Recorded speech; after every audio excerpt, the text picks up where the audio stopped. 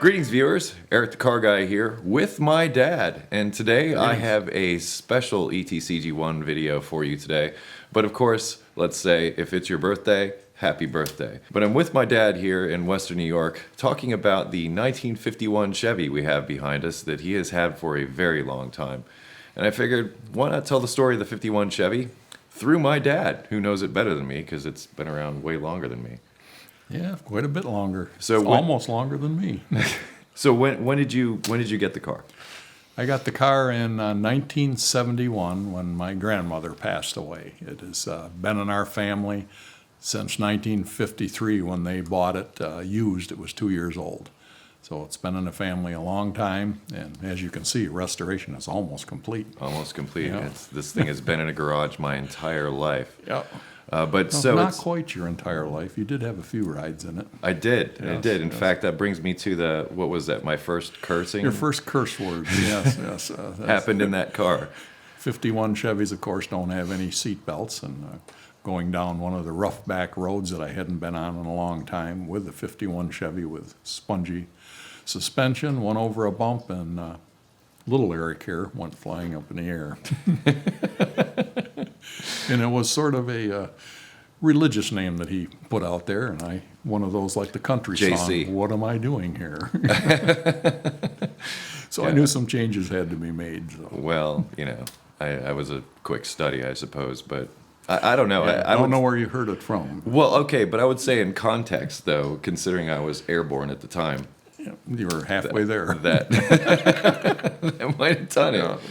But outside of that, right now it's got, what did you say, the 235 straight six? Yes, the automatic has a 235, my understanding, and the standard shifts used to have the 216, I believe it was. Okay, so this is the automatic Yeah, it's transmission. a bigger motor. And the other ones, they had like a 3-on-a-tree kind of Yes, setup, is how they had it. But this one doesn't have that. And that's also got that torque tube drive, Oh yes, the torque. which is kind of weird for those of you out there that are not familiar with it. Instead of having a drive shaft and a rear axle, it's like all one piece, like a giant T that connects off the back of the transmission. It creates something of I would say a challenge if you wanted to change an engine transmission combination And kind of thing in everything's there. got to be pulled back.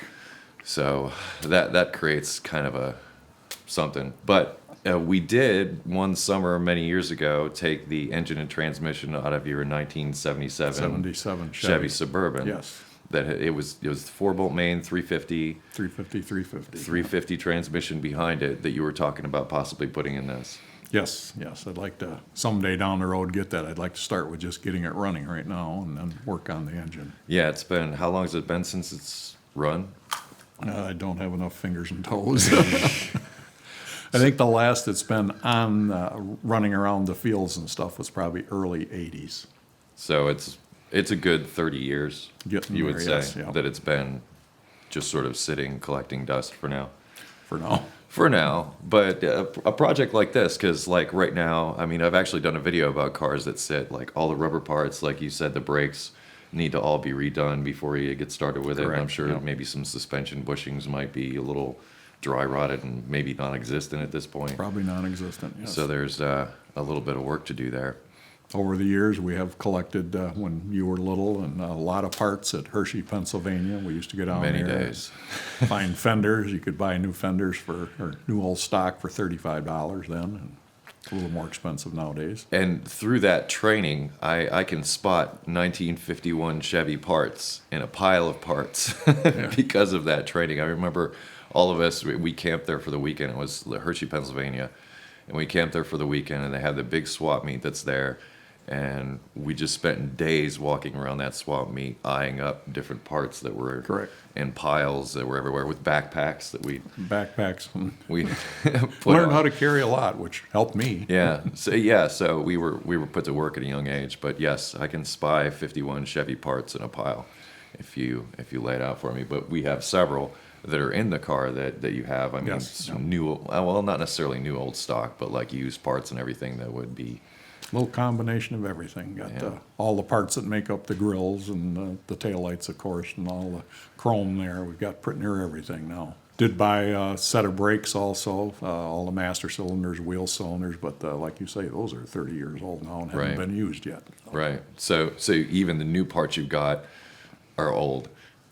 They're old stock. Yeah. This is their old stock at this point. But you're looking at retiring next year and possibly getting started on this. Yes, I'd like to do that. And hopefully we'll have another video, a follow-up at some point where we start this thing up and maybe go for a little ride.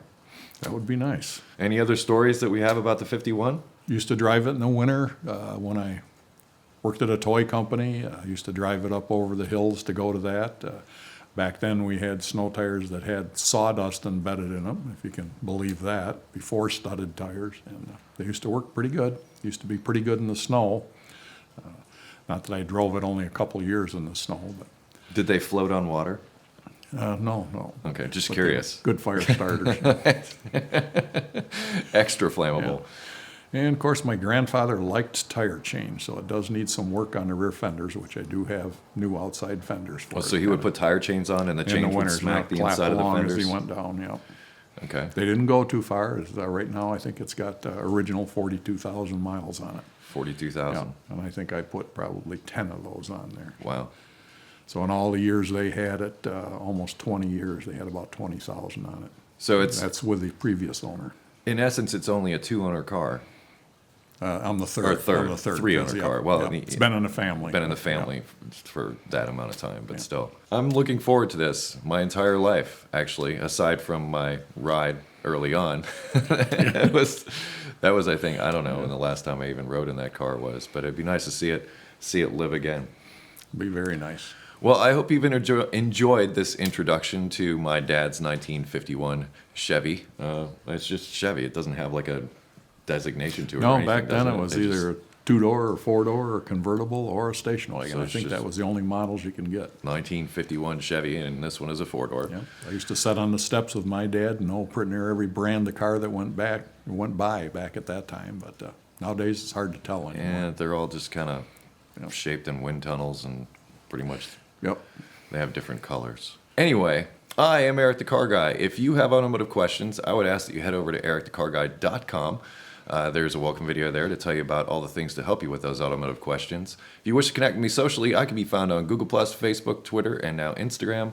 And I close each of my videos with be safe, have fun, stay dirty. I'll see you next time. Stay dirty. Thanks. Bye now. Thanks, Dad. Yep.